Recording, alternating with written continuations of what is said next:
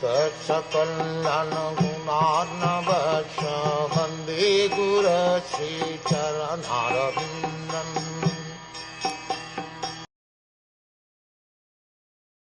O personality of religion, I was greatly overburdened by the undue military phalanxes arranged by atheistic kings, and I was relieved by the grace of the personality of Godhead. Similarly, you were also in a distressed condition, weakened in your standing strength, and thus he also incarnated by his internal energy in the family of the Yadus to relieve you.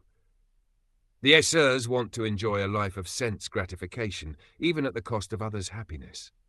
In order to fulfill this ambition, the Asurs, especially atheistic kings or state executive heads, try to equip themselves with all kinds of deadly weapons to bring about a war in a peaceful society. They have no ambition other than personal aggrandizement, and thus Mother Earth feels overburdened by such undue increases of military strength. By increase of the Asuric population, those who follow the principles of religion become unhappy, especially the devotees or devs.